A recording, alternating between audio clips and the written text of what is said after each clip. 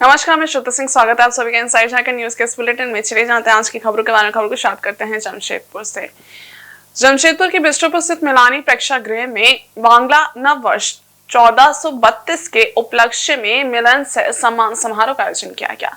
यह आयोजन सामाजिक संस्थान मंगिया उत्सव समिति और बंग बंधु के संयुक्त तत्वावधान में किया गया।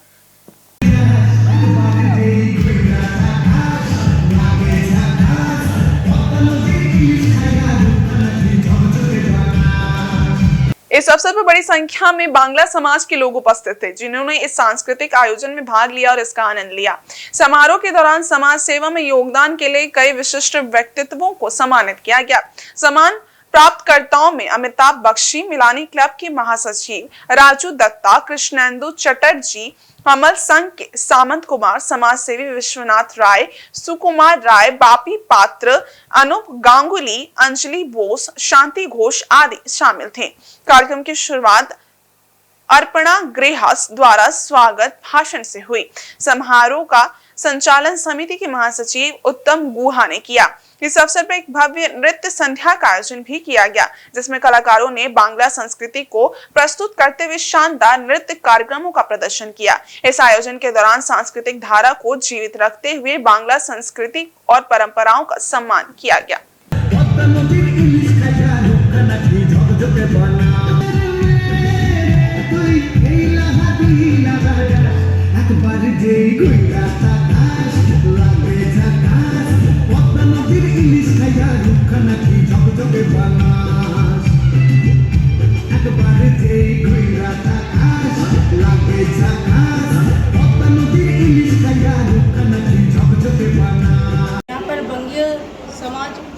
बंगे उत्सव समिति और साथ में बंग बंधु का दोनों जॉइंटली एक साथ करके आज हम लोग वर्षों वरण जो हमारे बांग्ला समाज के लिए वैशाख मास हमारे लिए बहुत एक मायने रखता है, उसी समाज एकत्रित होकर आज हम लोग वर्षों वरण पालन कर रहे हैं और इसमें सांस्कृतिक अनुष्ठान है।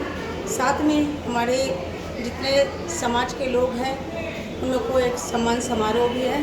और फिर अभी गाना जो गाएंगे राजा बरुआ, पापड़ी भट्टाचार्य जी सभी का अभी गीत प्रस्तुत करेंगे। उसके बाद में हमारे कार्यक्रम समाप्त होंगे। इधर जमशेदपुर के बिष्टुपुर स्थित माइकल जॉन ऑडिटोरियम में भगवान परशुराम जन्मोत्सव समिति द्वारा भगवान परशुराम जी का जन्मोत्सव धूमधाम से मनाया गया। इस अवसर पर समाज के कई प्रमुख व्यक्तित्वों को सम्मानित किया गया। कार्यक्रम की शुरुआत 21 ब्राह्मण द्वारा विहंगम, शंखनाद और स्वस्ति वाचन के साथ हुई। इसके बाद भगवान परशुराम जी की छाया चित्र पर पुष्प अर्पित कर दीप प्रज्वलित किया गया और आरती की गई। इस अवसर पर 80 वर्ष की आयु प्राप्त 31 ब्राह्मण विप्रो को ब्राह्मण गौरव सम्मान से सम्मानित किया गया, जिन्होंने समाज में अपने योगदान से एक मजबूत स्तंभ की भूमिका निभाई है। कार्यक्रम में विशेष रूप से न्यायिक सेवा में उत्तीर्ण होने वाले ऋत्विक शांडल्य को सम्मानित किया गया, जिन्होंने अपनी सफलता से ब्राह्मण परिवार का नाम रोशन किया है। ऋत्विक सांडल्य के पिता श्री मनोज ठाकुर, जो सीसीआर पुलिस उपाधीक्षक के पद पर कार्यरत हैं, ने भी इस उपलब्धि में अहम भूमिका निभाई। समिति के संयोजक कमल किशोर ने कार्यक्रम की विशेषता पर प्रकाश डालते हुए कहा कि भगवान परशुराम जन्मोत्सव समिति का उद्देश्य ब्राह्मण परिवार को एकजुट करना और उनके दुख सुख के साथ उनके बच्चों के लिए शिक्षा, स्वास्थ्य और अन्य जरूरी व्यवस्थाओं का समर्थन करना है। इसके अलावा समिति शहर के ब्राह्मण विप्रवारों को सम्मानित कर उनके अनुभव और योगदान को समाज के सामने लाएगी और उनके सामाजिक कार्यों में भागीदारी के लिए प्रेरित करेगी।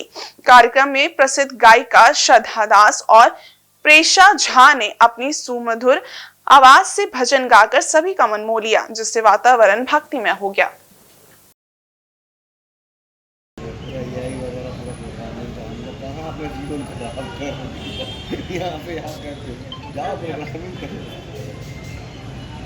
हेलो, आइए, राम राम। बिष्टुपुर में भगवान परशुराम जी का जन्मोत्सव भगवान परशुराम जन्मोत्सव समिति के द्वारा मनाया गया।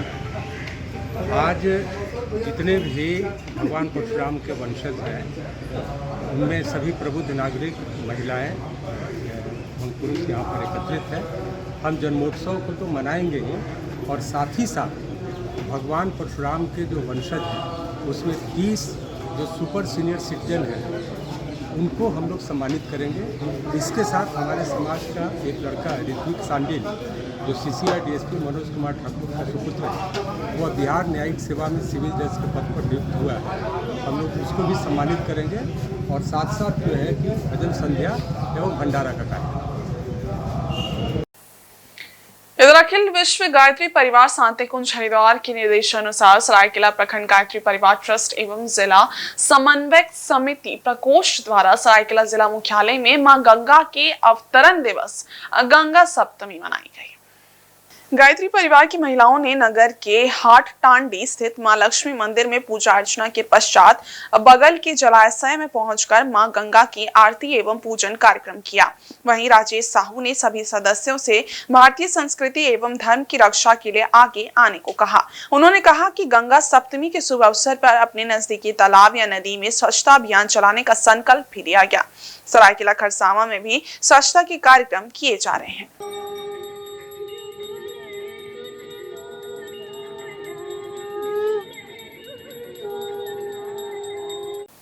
और मारवाड़ी युवा मंच सरायकेला शाखा द्वारा श्री भगवान महावीर विकलांग सहायता समिति के सहयोग से 23, 24 एवं 25 मई को सरायकेला नगर के धर्मशाला में निःशुल्क कृत्रिम अंग प्रत्यारोपण शिविर का आयोजन किया जा रहा है।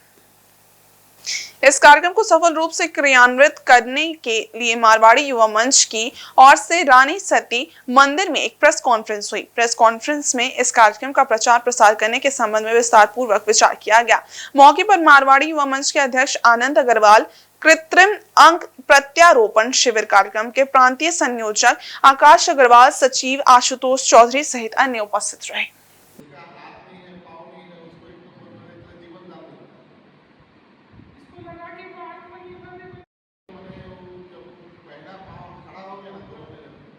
महत्वपूर्ण विषय पर चर्चा करने के लिए एकत्रित हुए हैं और हम लोग जैसा कि पूरे झारखंड प्रांत में हम लोग आर्टिफिशियल लिम्स के लिए कैंप लगा रहे हैं, जिसमें सरायकेला शाखा ने सबसे पहले यहाँ इनिशिएटिव लिया है। यहाँ कैंप लगाया जा रहा है आपको 23, 24, 25 मई को। इसके बाद एक कैंप हमारा टाटा नगर में फाइनल हुआ है, एक चाकुलिया में फाइनल हुआ है, एक दुमका में फाइनल हुआ है।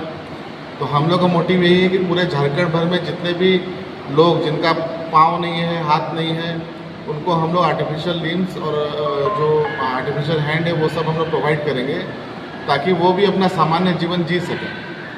क्योंकि आप देखिएगा जो विकलांग लोग होते हैं कहीं ना कहीं उनके अंदर कॉन्फिडेंस की कमी आ जाती है और अपने वो जो दिनचर्या के काम है वो सरलता से नहीं कर पाते हैं। क्योंकि आर्टिफिशियल लिम्स लगने से उनको एक सामान्य जीवन जीने की ओर एक कदम बढ़ाना के समान होगा। तो इतना ही हम कहना चाहेंगे और आप मीडिया बंधु से भी आग्रह है कि इसको ज़्यादा से ज़्यादा प्रचार करें ताकि हर दिव्यांग तक ये बात जाए और हमारा जो कैंप है वो सफलतापूर्वक इसको हम लोग आयोजन कर सकें। और एक मुझे सरायकेला ज़िले में जितने भी दिव्यांग हैं, अगर जितने भी लोग लाभान्वित होंगे हमको उतनी खुशी होगी। वहीं जेईई मेंस में पोटका के 2 किसान पुत्रों ने नाम रोशन किया है, जिसको लेकर गाजूड़ संस्था के संस्थापक जन्मजय सरदार द्वारा शॉल उड़ाकर एवं मोमेंटो देकर दोनों को सम्मानित किया गया। सबसे पहले जुड़ी पंचायत के नुआ ग्राम के दीपांकर डे, जिन्होंने जेईई मेंस में 96 परसेंटाइल तथा रसनचोपा के कुणाल कांति मंडल द्वारा 93 परसेंटाइल लाकर दोनों किसान पुत्रों ने क्षेत्र का नाम रोशन किया। वहीं दोनों छात्र कंप्यूटर साइंस से बीटेक करना चाहते हैं और क्षेत्र एवं समाज का नाम रोशन करना चाहते हैं, जिसको लेकर गाजूड़ संस्थान के संस्थापक जन्मजय सरदार द्वारा दोनों परिवारों से मिलकर हर संभव सहयोग का भरोसा दिलाया गया। इस दौरान सुनील कुमार डे, शंकर चंद्रगोप, कृष्णा मंडल आदि मुख्य रूप से उपस्थित रहे। और मैंने जेईई मेंस 2025 में 96 परसेंटाइल स्कोर किया है और मैं आगे जाके केमिस्ट्री में बीटेक करना चाहता हूँ।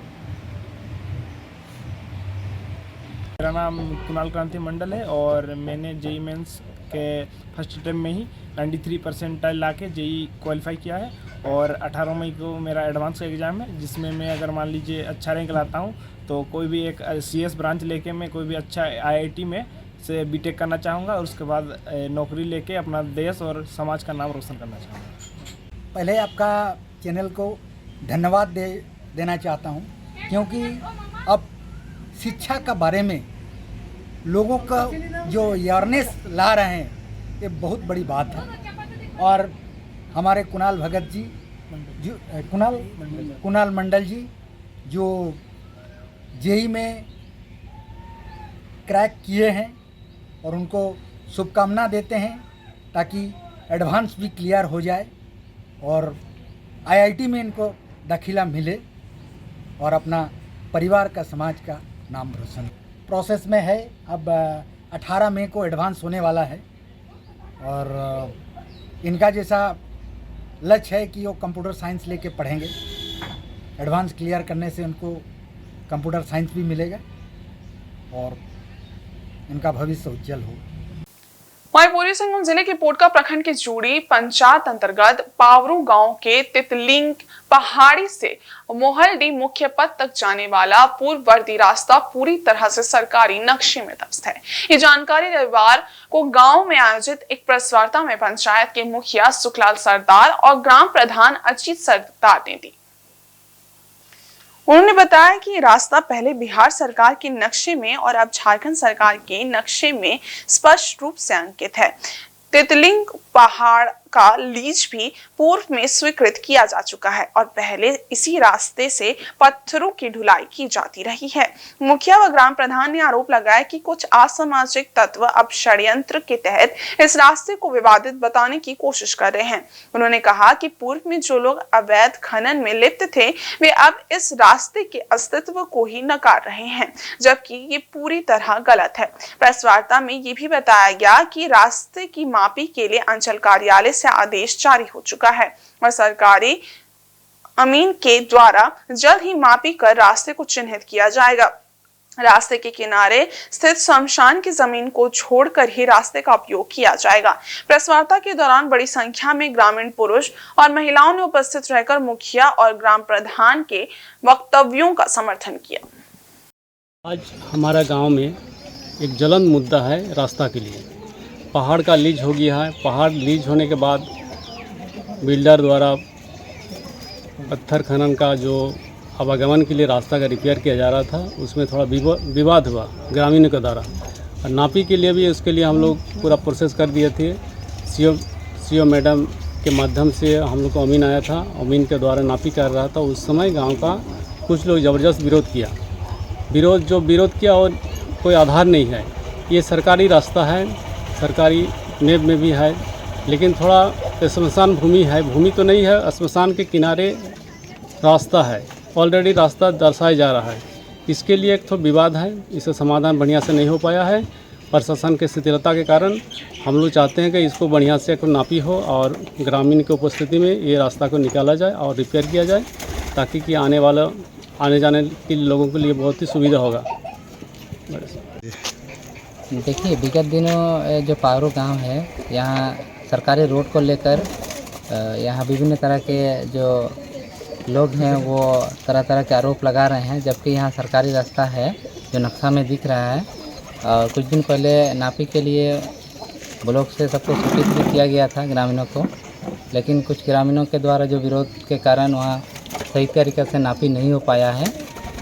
जबकि पहले भी यहाँ लीच का पत्थर यहीं से निकलता था, इसी रोड से, ग्रामीणों का कहना है। और इससे पहले गांव के भी जो धान वगैरह लोग लाते हैं ट्रैक्टर वगैरह से, तो उसी रास्ता से होकर लोग आना जाना करते हैं। कुल मिला के वहाँ सरकारी रास्ता है, पहले भी था, यूजफुल था। और आज जब उस रास्ता का सीमांकन किया जा रहा था, तो उसमें कुछ ग्रामीणों के द्वारा उसमें विरोध भी किया गया, जो दूसरे के कहने पर एक दिग्भ्रमित है, क्योंकि पहले भी वो रास्ता यूजफुल था और आज भी है। और अगर रास्ता बन जाता तो ग्रामीणों को भी आने जाने के लिए काफ़ी वहाँ सुविधा होगी। और इस बुलेटिन में बस इतना ही। ब्रेक के इस बार कुछ और खास खबरें, तब तक के लिए देखते रहिए इनसाइड झारखंड न्यूज़। धन्यवाद।